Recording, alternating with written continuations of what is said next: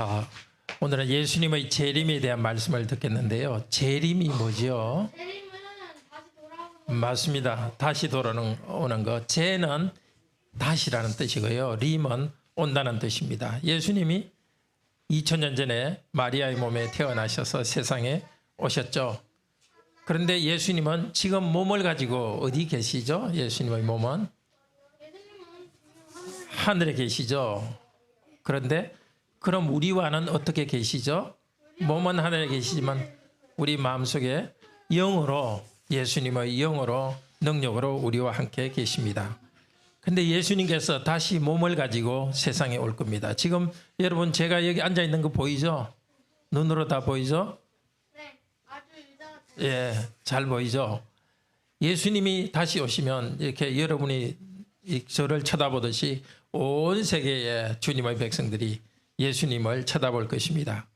그런데 예수님께서 오시는 날을 우리가 알 수 있어요? 없어요? 랜덤이라서 진짜 우리가 모르죠. 예수님 오시는 날은.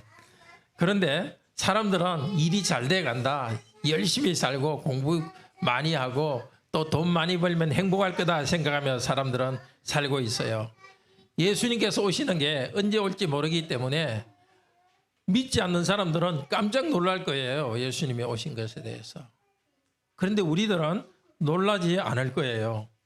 왜 우리들은 놀라지 않겠어요? 하나님을 믿었고 예수님께서 오실 것을 알기 때문에 지금 하고 있는 것을 계속 할 거예요. 같이 모여서 예배 드리는 거 그때도 할 거예요. 그리고 서로 사랑하는 거 그때는 더 사랑하게 될 거예요. 그러니까 우리들은 예수님이 오는 날이 언제 올지 모르지만 예수님께서 몸을 가지고 오셨을 때 예수님 우리가 몸으로는 보지 못하고 영으로 하나님 예수님 예배 드렸는데 이렇게 오셨네요. 우리가 서로 사랑하는 것 더 우리끼리 서로 사랑할 수 있도록 해주시네요 하고 예수님이 오시는 것이 어색하지 않을 거예요. 당황하지 않을 거예요. 예수님이 오시면요, 우리가 살아있을 때 오시면 우리 모두가 제일 아름다운 모습으로 확 변할 거예요.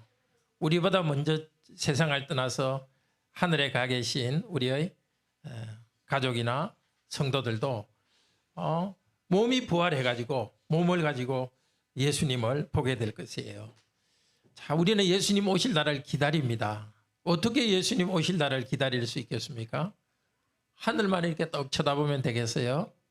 자, 오늘 말씀은 세 가지를 하면서 기다리라 그래요. 믿음의 역사와 사랑의 수고와 소망의 인내. 하나하나 따라해 봅시다. 믿음의 역사, 사랑의 수고, 소망의 인내.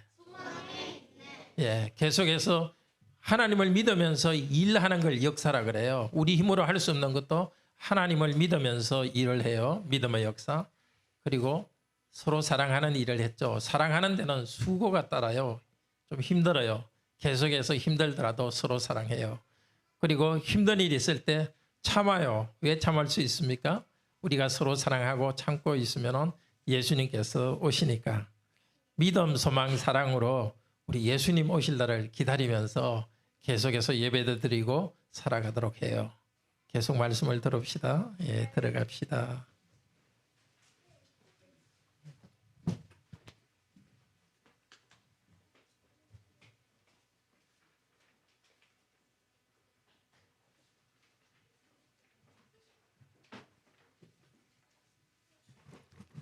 네, 우리 주 예수님의 오실 날을 소망하면서 정신을 바짝 차리고 살아갑시다.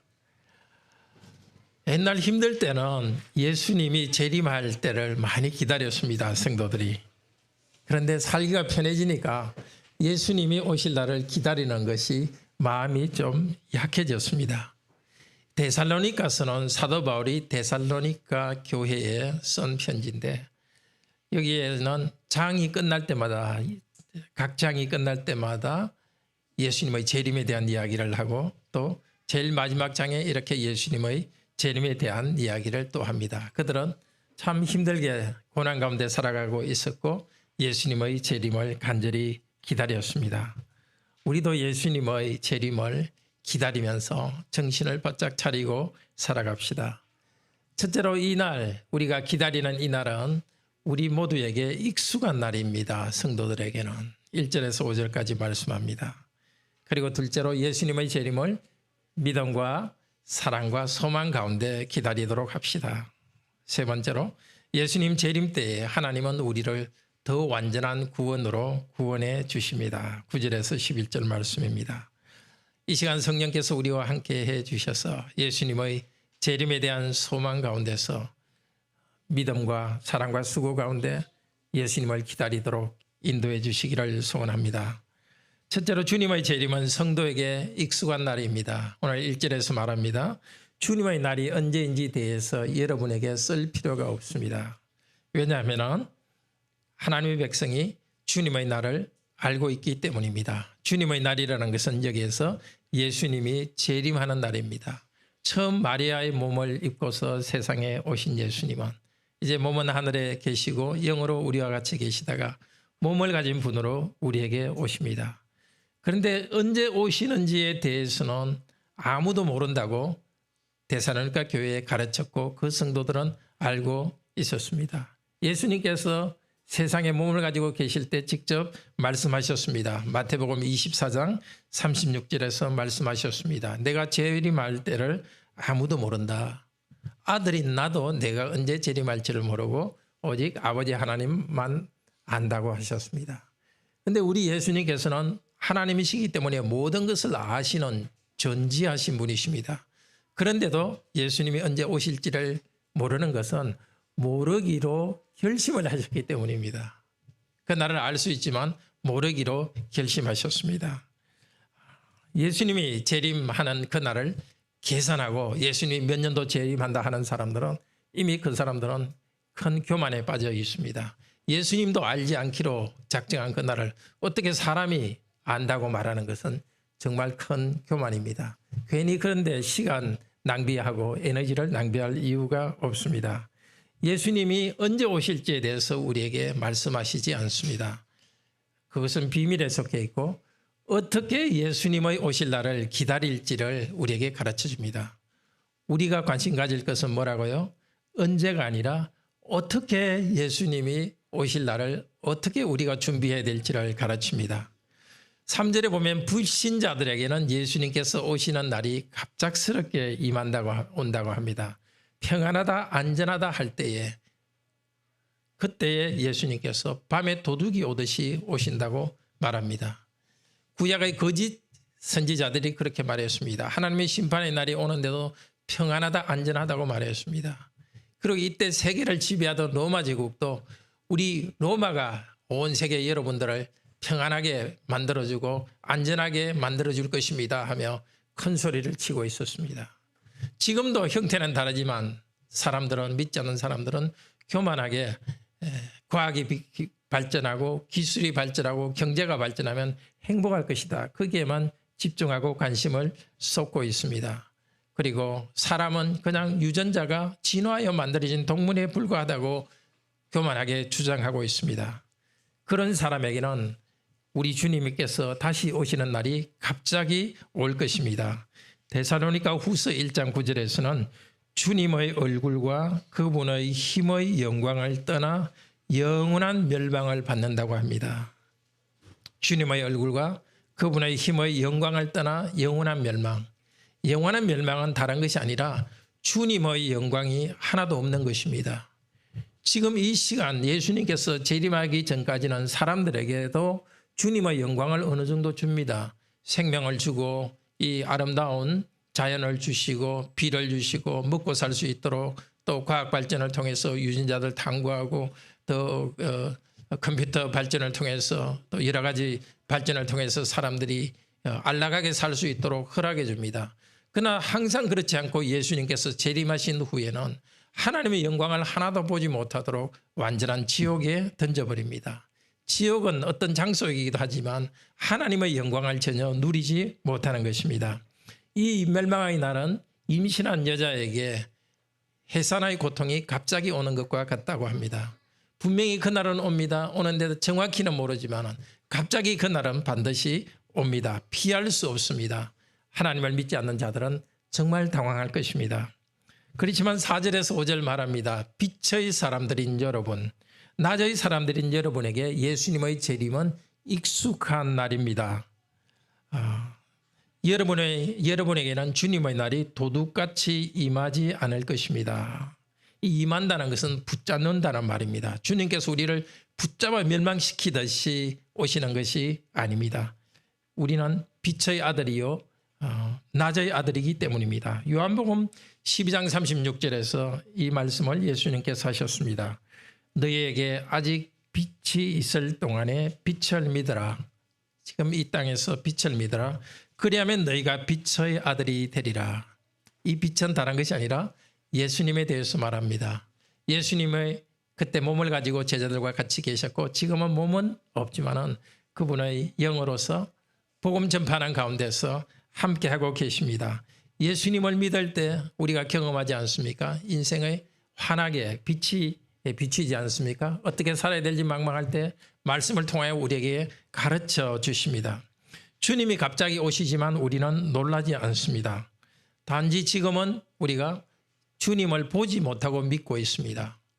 살아계시고 하나님의 아들이요 우리를 죄로부터 구원하시고 재림하신다는 이 사실을 우리는 믿고 있습니다. 그리고 하나님께 경배합니다. 지금 우리가 이렇게 믿음으로 또 서로를 사랑하고 살아가고 있습니다. 지금 우리가 하는 것 있죠. 죄와 관계없이 우리가 부족한데도 불구하고 거룩하게 살아가고 있고 예배드리는 이것들을 더 완전하게 할 수 있는 날이 우리 예수님의 재림의 날이기 때문에 지금 우리가 경험한 것 이것보다 훨씬 더 좋게 경험하는 익숙한 날입니다. 정말 우리는 어둠에 속한 자들이 아니고 낮에 속한 자들입니다. 주님께서 언제 올지 몰라도 우리는 두려움이 없습니다. 재림의 날은 무섭고 혼란스러운 그런 날이 아니라 주님께서 우리를 더 온전하게 예배하고 더 온전하게 사랑하며 살아갈 수 있도록 변화시켜주는 영광의 날입니다. 자, 그러면 우리가 어떻게 주님의 오심을 기다려야 되는가? 6절에서 8절은 그러므로 이제 우리는 하고 시작합니다. 그러므로 이제 우리는 그 행복의 날을 믿음과 사랑과 소망 가운데 기다리고 정신 차리고 살아갑시다. 깨어 있읍시다. 우리는 믿지 않는 사람처럼 잠자지 맙시다. 믿지 않는 사람들은 밤의 사람입니다. 우리에게는 어려운 빛인 예수 그리스도께서 말씀을 통하여 우리에게 가르쳐 주십니다. 우리는 그 빛 가운데 살아가고 있지만 같은 시대를 살아가고 있지만 믿지 않는 자들은 밤을 살아가고 있고 졸고 있고 술 취하고 있습니다. 잠자듯이 흐리답니다. 모든 것이 그들에게는 분명하지 않습니다. 돈과 명예가 인생의 모든 것이 되어서 그것만이 내가 그것이 없기 때문에 명예가 없기 때문에 자존감이 약하기 때문에 돈이 없기 때문에 불행하다 하면서 그것에만 집중하며 살아가고 있습니다. 실제 술을 먹고 취하여서 멍청하게 살아갑니다. 술을 먹지 않더라도 무엇이 진리가 무엇인지 알지 못하고 흐릿하게 살아가고 있습니다. 그러나 우리는 영적으로 흐릿하게 살지 말고 정신 차립시다. 6절 8절에서 두 번이나 정신을 바짝 차리라고 말합니다. 정신을 바짝 차리고 있다는 것은 삶을 절제하고 통제하는 것을 말합니다. 도대체 무슨 일이 일어나고 있고 내가 어떻게 해야 되는지에 대해서 바른 생각을 가지고 있습니다. 자기 인생을 절제하고 통제하면서 살아갑시다. 구체적으로 믿음과 사랑의 호신경을 붙이라고 합니다. 호신경, 특별히 우리 어린이 여러분, 호신경이라는 것은 옛날에 싸움하러 나갈 때 가슴 위에다가 쇠를 갖다가 얇게 해서 이 가슴을 둘러는, 가슴을 막는 것을 호신경이라 합니다. 그리고 또 소망의 구원의 투구를 쓰라 합니다. 투구는 뭐죠? 머리에 쇠로 만들어서 쓰는 거죠. 화살이 날아오고 창이 날아오더라도 머리를 다치지 않도록 하기 위해서 보호하는 것입니다. 믿는 우리 모두는 군인입니다. 어른들도 군인이고 어린이 여러분들도 하나님의 나라에서 싸우며 살아가는 군인입니다. 남자도 군인이요 여자도 영적으로는 군인입니다. 바깥에서 사탄이 우리를 공격합니다. 어두운 가운데 살아라. 죄를 조금만 지어라. 그 정도는 괜찮다. 사람이 모르니까 괜찮다 하면서 마귀가 우리를 유혹합니다. 그리고 우리 안에도 적이 있습니다. 예배 드리는 거 이거 그냥 한번 지나가 버릴까? 그런 생각, 미워하는 마음, 거짓말, 무엇을 숨기려는 마음, 우리 안에서도 죄가 우리를 공격하고 있습니다. 전쟁할 때 제일 좋은 공격은 제일 자기를 지킬 수 있는 것은 적극적으로 나가서 싸우는 것입니다. 믿음과 사랑과 소망이 우리를 보호하는 것이기도 하지만 우리는 그것을 가지고 적극적으로 하나님 앞에서 살아갈 때에 우리를 보호할 수 있습니다. 데살로니가 전서 1장 3절에서 말씀합니다. 믿음의 역사와 사랑의 수고와 소망의 인내에 대해서 말합니다. 믿음, 하나님을 향한 믿음입니다. 역사라는 것은 바깥에 있는 것이 내 안에서 일하는 것입니다. 우리는 하나님을 믿었습니다. 믿고 있습니다. 말씀을 가지고 있습니다. 하나님께서 말씀을 통해서 우리를 지도하십니다. 하나님을 믿고 하나님의 말씀을 믿고 무조건 순종하며 행동합시다. 그것이 바로 믿음의 역사입니다. 도대체 내 힘으로는 할 수 없어 보이는 일이다 할지라도 하나님께서 원하시는 일이면 하나님께 맡겨드리고 강하고 담대함으로 일하도록 합시다. 하나님이 기쁘시게 할 일이라면 내가 못할 것 같더라도 하나님을 기쁘시게 하는 일이라면 믿음으로 그 일을 하도록 합시다. 둘째, 사랑의 수고. 사람들을 사랑합시다. 사랑하기 위해서는 수고해야 됩니다. 사랑에는 반드시 따라붙는 것이 수고입니다. 물론 사랑스러운 것을 사랑할 때는 기분이 좋고 그렇습니다. 그렇지만 사랑은 우리가 다 알고 있지만 우리 부부간 사랑, 남녀간 사랑, 자녀를 사랑하는 것, 성도를 사랑하는 것, 거기에는 수고가 따릅니다. 내가 수고해야 뭔가 유익한 것을 줍니다. 그렇게 서로 사랑하는 것이 예수님의 재림을 준비하는 길입니다. 사랑스럽지 않은 사람도 주님께서 원하시면 사랑해야 됩니다. 우리 자녀들이 항상 사랑스럽지는 않죠. 그렇지만은 사랑스럽지 않은 그 순간에도 사랑하고, 남편과 아내가 항상 사랑스럽지 않더라도 사랑의 의무로서 사랑의 수고를 하는 것입니다. 사랑은 감정적인 면도 있지만 감정 이상입니다. 의지입니다. 의지적으로 결단하며 사랑하는 것입니다. 사랑은 단순한 감정이 아니라 행동하는 것입니다. 구체적으로 유익을 주는 것입니다.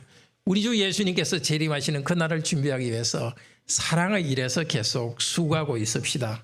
그러면 예수님께서 이루시는 사랑의 나라에서 우리는 너무나 익숙하게 내가 힘들게 수고하며 살아가던 그 일을 이제 기쁘게 할 수 있는, 온몸으로 기쁘게 할 수 있는 그날이 왔다는 것 때문에 기뻐하게 될 것입니다. 셋째로 구원의 소망의 인내.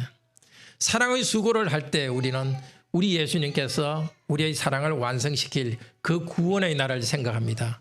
하나님을 믿고 살아갈 때 믿음이 없는 우리들을 자신을 굴복시키며 살아가지만은, 그러나 우리의 믿음이 완성돼서 온전히 하나님을 우리 온몸으로 믿게 될 그 날을 소망합니다. 사랑의 수고 힘들지요. 또 믿음으로 역사하는 것, 거기에도 모험이 따르고 힘든 일이 있습니다. 그러나 우리 주님께서 오셔서 우리의 사랑의 수고를 완전하게 만들어 주시고 우리의 믿음을 완전하게 해 주실 그 날이 있습니다. 영원히 우리가 이런 수고를 하지 않습니다. 길어야 저 같은 사람 주님께서 큰 복을 주시면 아마 30년 정도 더 살면서 수고하면 됩니다. 그래서 저는 요즘 한 번씩 하여튼 길면 30년만 버티면 된다 이런 생각들 하기도 합니다. 여러분, 우리 어린이들도 길어야 여러분 때는 더 건강히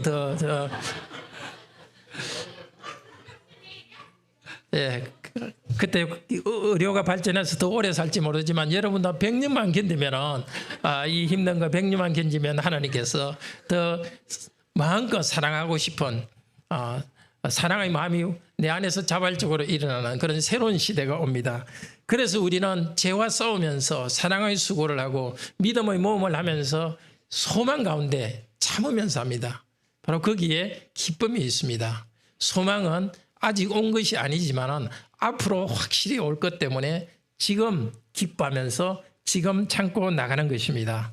예수님의 재림, 그날을 환영하는 방법은 무엇이라고요?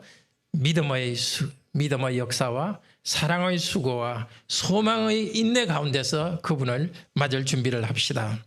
셋째로 주님의 재림 때 하나님은 더 완전한 구원을 받도록 하십니다. 첫째, 우리가 들었던 말씀이 주님의 재림의 때 그날에 대해서 우리에게는 익숙한 날이라는 것 첫 번째 말씀드렸고요. 둘째는 믿음, 소망, 사랑으로 우리가 그날을 준비한다는 말씀드렸습니다. 셋째는 주님의 재림 때에 우리에게 더 완전한 구원을 받도록 하십니다. 9절에서 11절 말씀입니다. 9절은 우리말에는 번역에 들어가 있지 않지만은 이렇게 시작합니다. 왜냐하면 이렇게 시작합니다. 우리가 믿음으로 일하고 사랑으로 수고하고 소망 가운데 인내하는 그 이유는 왜냐하면 그날이 오기 때문입니다. 9절 10절에서 하나님께서 우리를 세우셨다 이렇게 하는데요. 이 세우셨다는 것은 예정하였다는 뜻도 있습니다. 하나님께서 예정하신 일이 마지막에 이루어집니다.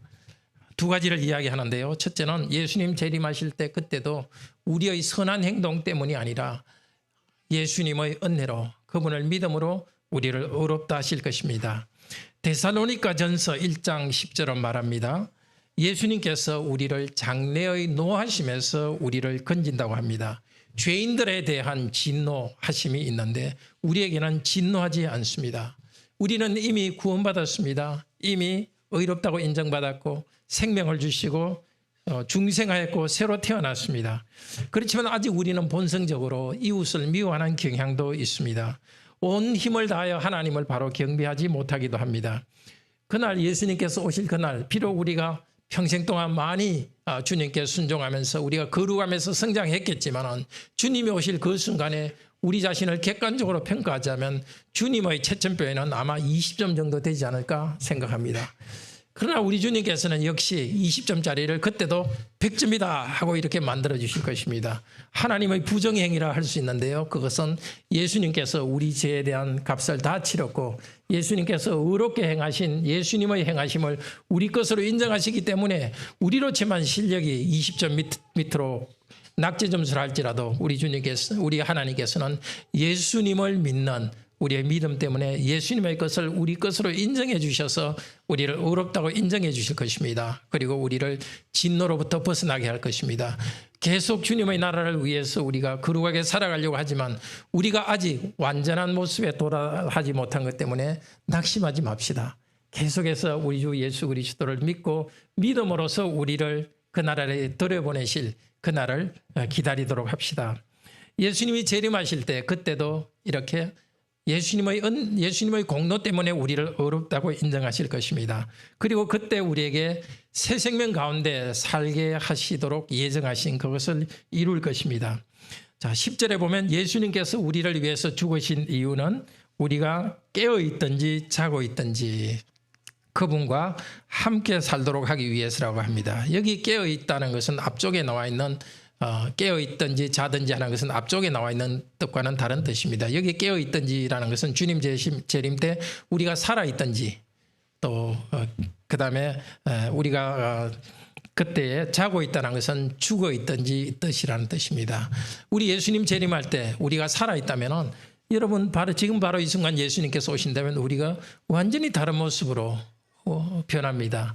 우리의 육체도 정말 아름다운 모습으로 여러분께서 강남에 가서 하지 않더라도 우리 주님께서 하시면은 재림하시면 너무나 가장 아름다운 모습으로 어쩌면 여러분이 하신 것들은 이렇게 그 하신 것들은 없애버리고 더 완전한 주님의 그 성형수술이라 할까요? 우리 모든 것이 아름답게 변할 것입니다. 그리고 우리의 마음도 우리의 생각도 예수님의 거룩한 모습으로 우리가 변할 것입니다. 만약에 주님 재림하실 때 우리가 죽었다면 우리가 땅에 묻혀 있든지 화장되어서 있든지 어떤 상황이라 하더라도 주님 재림하시면 완전한 모습으로 아름다운 모습으로 우리가 부활할 것입니다. 우리가 예수님께서 재림하실 때 살아있든지 죽어있든지 우리는 다시 깨어나서 예수님과 함께 온전히 살도록 할 것입니다. 살아있는 성도와 죽어있는 성도의 차이가 없이 차별이 없이 다 예수님의 거룩한 모습으로 변할 것입니다. 지금 이미 우리는 성령님을 통해서 중생하고 예수님과 함께 살아가고 있습니다. 그런데 예수님의 문제가 아니라 우리 쪽의 문제 때문에 예수님과 함께 동행하는 새로운 삶이 많이 흐려져 있습니다. 그렇지만 예수님께서 다시 오실 때는 우리가 더 완전한 생명 가운데 주님과 함께 거닐도록 하십니다. 우리는 예수님을 나의 주님으로 고백하며 믿음으로 구원받았습니다. 지금도 구원 안에서 자라가고 있습니다. 예수님께서 오실 때는 우리를 역시 예수님의 그 행동 때문에 우리를 의롭다 인정하셔서 더 완전한 구원을 주실 것입니다. 우리는 믿은 첫날부터 새 생명이 우리 안에 자라고 있습니다. 본성이 부족한 면도 있지만은 그러나 예수님의 영 가운데 성령께서 우리 안에 사랑과 평화와 기쁨과 온유와 절제와 이 아름다운 열매들을 우리의 관계 가운데 맺도록 하나님께서 인도하십니다. 예수님께서 오실 때는 그것이 더 완전하고 풍성하게 변하도록 할 것입니다. 우리의 구원을 완성하러 오시는 예수님의 재림의 그날을 소망하며 살아갑시다. 하나님을 믿고 서로 사랑하고 소망 가운데 그리스도와 함께 걸어가도록 합시다. 11절은 그 데살로니가 성도들을 격려하며 말합니다. 여러분이 재림에 대해서 배웠으니 계속해서 더욱 권면하고 서로 위로하도록 합시다. 우리 부족함이 볼 때도 부족함이 있는 것을 볼 때도 예수님 재림하시면 훨씬 완전한 모습으로 변할 것을 생각하며 믿음으로 서로를 사랑하도록 합시다. 예수님께서 오실 그날 우리 믿음을 굳세게 해주시고 선행을 하도록 해주실 그날을 생각하면서 우리가 서로 선행을 격려하며 나아가도록 합시다. 오늘 읽지는 않았지만 12절에서 23절에는 믿음과 사랑과 소망의 구체적 방법에 대해서 말해 주십니다. 어떻게 하면 더 사랑 가운데 믿음 가운데 또 소망 가운데 깨어 있을 수 있는지를 말합니다. 12절에서 15절은 사랑하기 위해서 구체적으로 수고하는 방법에 대해서 말합니다. 우선 직분자들을 귀하게 여기고 순종하라고 합니다. 성도들끼리 어려움이 있더라도 성도들끼리 그 부족함이 있더라도 성도들의 어려움을 막 덜치워내고 비난하는 것이 아니라 서로 덮어주고 서로 사랑할 때 목사나 또 장로나 집사 직분자들은 그것 때문에 참으로 기뻐할 수 있습니다. 목사를 격려하는 가장 좋은 방법은 형제 자매들이 서로 사랑하는 것입니다. 그리고 우리 가정에서나 성도들에 대해서 잘 분별하여서 세우도록 합시다. 정말 마음이 비뚤어져 가지고 선행에서 멀어져 있을 때면 책망해야 됩니다. 그렇지만 마음이 비뚤어져서 잘 변하지 않는 사람이 마음이 약해서 정서적으로 의지가 약해서 그럴 수 있습니다. 그런 사람에 대해서는 책망만 해서는 안 되고 격려해서 그것을 일으켜 줘야 됩니다. 의지가 약한 사람, 감성적으로 약한 사람에 대해서는 확 혼내는 것이 아니라 정말 부드럽게 사랑으로 격려하면서 바른 길을 세워줘야 됩니다. 어떤 사람은 믿음이 아예 약하고 부족한 사람이 있습니다. 그것은 그냥 대신해서 일해주고 채워줘야 되기도 합니다. 어떤 경우든지 서로 인내하며 사랑하는 것이 사랑의 방법입니다. 둘째로 16절에서 22절은 믿음으로 일하자고 합니다. 그것은 항상 기뻐하라, 쉬지 말고 기도하라, 범사에 감사하라. 이는 그리스도 예수 안에서 너희를 향하신 하나님의 뜻이니라. 우리가 믿음으로 살아가는 중요한 방법이 바로 항상 기뻐하고 쉬지 말고 기도하고 범사에 감사하는 것입니다. 환경만을 본다면 그렇게 될 수가 없습니다. 일이 잘 되다가도 안 되기도 하고 잘 될 그 순간에도 뭔가 또 좋지 않게 변할 수 있는 그런 불확실성 가운데 살아가고 있습니다. 우리가 항상 기뻐하고 또 범사에 감사할 수 있는 것은 믿음으로 하는 것입니다. 믿음이라는 것은 하나님과의 관계 때문에 하는 것입니다. 내가 잘 모르지만 하나님께서는 결국은 모든 것이 합력하여 선을 이루게 하실 것이기 때문에 인생에 대해서 미래에 대해서 또 현재의 상황에 대해서 내가 속속들이 다 알지는 못하지만 하나님은 좋으신 분이기 때문에 결국은 가장 좋은 것을 주실 것을 믿고서 감사하고 기뻐합니다. 그리고 21절은 성령을 소멸하지 말고 예언을 멸시하지 말라고 합니다. 하나님 말씀을 멸시하지 말고 잘 지금 하시고 있는 것처럼 예배에서 하나님 말씀을 잘 듣고 개인적으로도 하나님 말씀을 잘 읽읍시다. 그럴 때 성령께서 우리 가운데 일하십니다. 말씀 듣는 것을 게을리하고 또 말씀 읽는 것을 게을리하면 성령의 불꽃을 스스로 소멸하는 것입니다. 성령께서는 일하실 때 말씀을 통해서 일하시기 때문에 말씀을 귀하게 여기면서 믿음으로 삽시다. 셋째로 완전한 구원을 주시기 위해 오시는 예수님의 재림을 소망하며 즐거워합시다. 23절에서 5장 23절에서 말합니다. 하나님께서는 주 예수 그리스도 강림하실 때에 우리의 몸도 마음도 영혼도 흠없이 지켜주실 것입니다. 여기에 우리의 소망이 있습니다. 지금은 흠이 있고 부족하지만 우리 주님께서 오시기만 하면 그날까지 버티기만 하면 우리의 몸도 마음도 흠이 없도록 완전하게 만들어 주실 것입니다. 이 소망 가운데 즐거워하도록 합시다. 사랑하는 성도 여러분, 우리 주님 재림하시는 그날은 예수님 자신도 모르기로 결심하신 날이고 아무도 모릅니다. 그렇지만 주님께서 재림하신다는 사실은 분명합니다. 우리에게는 그 재림의 날을 어떻게 기다릴지를 가르쳐 주었습니다. 지금까지 하셨듯이 주님을 믿음으로써 일합시다. 그리고 사랑의 수고를 합시다. 주님 오실 그날 우리를 경제적인 면을 포함해서 육체적인 면을 포함해서 그리고 가장 중요하게는 우리 영혼을 완전히 주님께서 기뻐하시는 그런 사람으로 변화시킬 그날을 소망하면서 기다립시다. 재림하실 때 우리에게 줄 그 은혜를 소망하면서 정말 현실의 어려운 가운데서도 믿음 안에서 기뻐하고 서로 사랑의 수고를 하고 소망 가운데 인내하며 기다리는 우리 성도님이 되시기를 축복드립니다. 우리 하나님께 510